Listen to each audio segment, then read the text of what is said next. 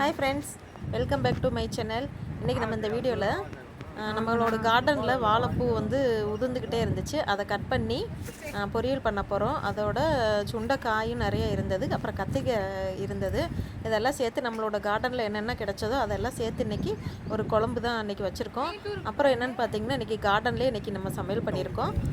வாங்க என்னென்ன பண்ணியிருக்கேன் அப்படிங்கிறத இன்றைக்கி இந்த வீடியோவில் நம்ம பார்க்கலாம். அதுக்கு முன்னாடி நம்மளோட சேனலை சப்ஸ்கிரைப் பண்ணாதவங்க பண்ணிடுங்க. மறக்காமல் பெல் பட்டனை கிளிக் பண்ணிடுங்க, லைக் பண்ணுங்கள், ஷேர் பண்ணுங்கள். வாங்க இப்போ வீடியோக்குள்ளே போகலாம். அப்படியே வாங்கச்சுண்ணா.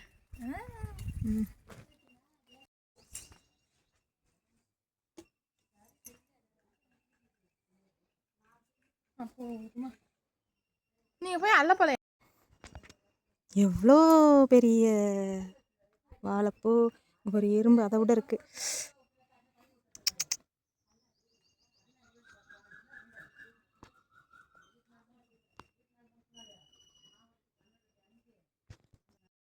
ஃபைனலாக நம்ம வந்து வாழைப்பூவை வந்து கட் பண்ணியாச்சு. அதில் பார்த்தீங்கன்னா எவ்வளோ எறும்புன்னு பாருங்களேன். வெயிலுக்கு தெரியுதா என்னன்னு தெரில, ஒரு ஸ்வீட்னஸ் இருக்கும் போல்.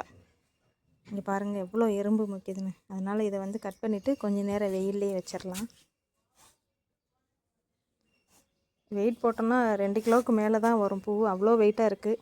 ஆனால் தார் பார்த்திங்கன்னா 5 தார் 6 தார் அவ்வளோதான் போட்டிருக்கு. சுண்டைக்காய் செடியில் வந்து சுண்டைக்காய் இருந்துச்சு. இன்றைக்கி குழம்புக்கு தேவையான அளவுக்கு நம்ம பறிச்சுக்கிட்டோம். அப்புறமா வந்து பச்சை மிளகா நம்ம வந்து பறிச்சுக்கிடலாம். இப்போது பச்சை மிளகா பறிச்சுக்கலாம். குழம்புக்கு தேவையான அளவுக்கு மட்டும் பறிச்சுக்கலாம், 2 மட்டும் போதும். வாழைப்பூ வடை வாழைப்பூ வந்து கூட்டு தான் வைக்க போகிறோம், அதனால் அதுக்கு ஒரே ஒரு பச்சை மிளகா போதும். 3 பச்சை மிளகா பறிச்சிருக்கு. அப்புறமா வந்து கருவேப்பிலை கொஞ்சம் பறிச்சுக்கலாம். கொஞ்சமாக கருவேப்பிலை பறிச்சுக்கலாம், ஏற்கனவே கொஞ்சம் இருக்குது, அதனால் 2 இது மட்டும் பறிச்சுக்கலாம். கத்திரிக்காய் இருக்கான்னு பார்க்கலாம்.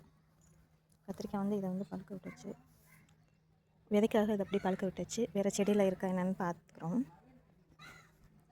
அவரைக்காய் இருக்குது. இன்றைக்கி வந்து குழம்புக்கு அவரைக்காய் தேவையில்லை, நாளைக்கு வேணால் பறிச்சுக்கலாம் அவரைக்காய். அதனால் நாளைக்கு அவரைக்காய் வந்து நம்ம பறிச்சுக்கலாம். இன்றைக்கி வந்து அப்படியே செடியிலே இருக்கட்டும். இதுதான் வந்து இன்றைக்கி நம்ம வீட்டு தோட்டத்தில் பறித்த காய்கறிகள். இதை வச்சு தான் இன்றைக்கி நம்ம வந்து சமையலை செய்ய போகிறோம். சுண்டைக்காய் புளிக்குழம்பு, 2 கத்திரிக்காய் மட்டும் இருந்தது. இந்த கத்திரிக்காய் வந்து செடி வந்து வாடி இருந்துச்சு, அதனால் அப்படி கத்திரிக்காயும் இதாகிடுச்சு.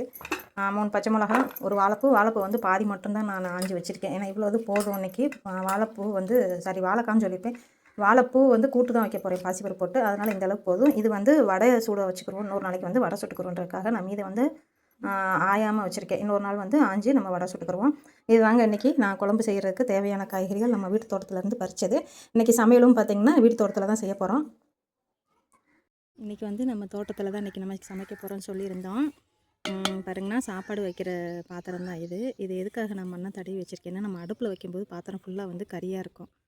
அதுக்காக தான் அந்த மண் வந்து உள்ள செடிக்குள்ளே இருந்த மண்ணை தண்ணி ஊற்றி மிக்ஸ் பண்ணி இந்த மாதிரி நான் ஃபுல்லாக வந்து தடவிருக்கேன். இது வந்து கறி பிடிக்காமல் இருக்கிறதுக்காக தான். இது விளக்குனோன்னா இது ஃபுல்லாக போயிடும். அடுப்பு ரெடி, விறகு ரெடி, எல்லாமே ரெடி. நம்ம வந்து சாப்பாடு வைக்க ஆரம்பிக்க வேண்டியதுதான்.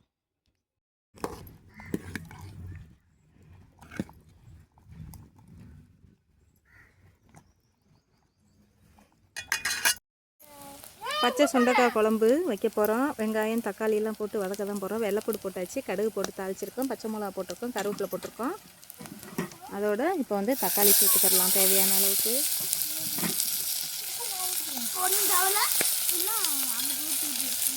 தக்காளி வதங்குறதுக்கு முன்னாடி கொஞ்சமாக உப்பு சேர்த்துக்கிடலாம்.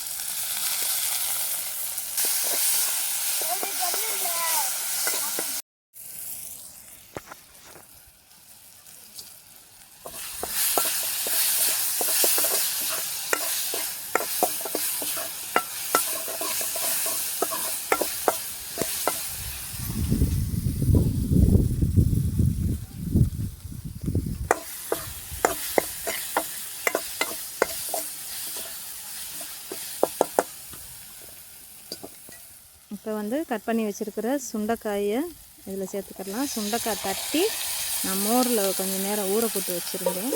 சுண்டைக்காய் அப்போ தான் வந்து கருப்பாகாமல் இருக்கும். அதோட ஒரு 2 கத்திரிக்காய் இருந்துச்சு, அதெல்லாம் சேர்த்து கட் பண்ணி போட்டேன். இதை வந்து நல்லா வதங்கட்டும்.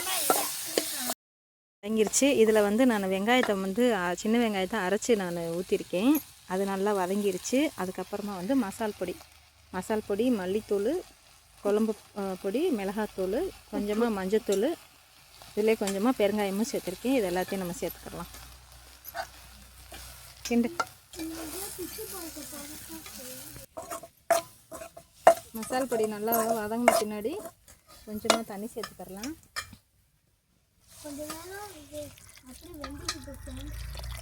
தண்ணி நல்லா கொதிக்கட்டும். இதுக்கப்புறமா வந்து நம்ம புளி கரைச்சி ஊற்றணும். அதனால் நம்ம மசால் பொடி வந்து நல்லா பச்சை வாடை போகிற வரைக்கும் குழம்பு நல்லா கொதிச்சிருச்சு. புளியை கரைச்சி வச்சுருக்கோம். புளியை ஊற்றிட்டு புளியும் நல்லா கொதித்து குழம்பு வந்து நல்லா வற்றின பின்னாடி நம்ம சாப்பிட ஆரம்பிச்சிடலாம். இந்தளவுக்கு கொஞ்சம் தண்ணியாக இருக்குது, கொஞ்சம் வற்றட்டும். சிலிண்ட்ரு தட்டுப்பாடுன்றதுனால நாங்கள் இங்கே வந்து வைக்கலை. சாட்டர்டே சண்டே பிள்ளைங்களுக்கு ஸ்கூல் இல்லை, எப்பப்பெல்லாம் ஸ்கூல் இல்லையோ அப்போல்லாம் வந்து இந்த மாதிரி தோட்டத்தில் வச்சு இங்கேயே சமையல் பண்ணி இங்கேயே சாப்பிட்டுட்டும் போயிடுவோம். அதுவும் ஒரு நல்ல ஜாலியாக இருக்கும்ங்களா. அதனால் இன்றைக்கி இங்கேயே வச்சு செய்ய ஆரம்பித்தாச்சு. சாதம்லாம் வடித்தாச்சு, குழம்பு வச்சாச்சு. வாழைப்பூ கூட்டு மாத்திரம் உள்ளே குக்கரில் வைக்கிறதுனால குக்கரில் வச்சாச்சு. இப்போ வந்து பச்சை சுண்டைக்காய், கத்திரிக்காய் போட்டு புளிக்குழம்பு வச்சாச்சு. வாழைப்பூ கூட்டும் வச்சாச்சு. இப்போ சாப்பிட ஆரம்பித்தாச்சு. ரொம்பவே சூப்பராக இருந்தது. இந்த வீடியோ உங்களுக்கு பிடிச்சதுன்னா லைக் பண்ணுங்கள், ஷேர் பண்ணுங்கள், சப்ஸ்கிரைப் பண்ணுங்கள்.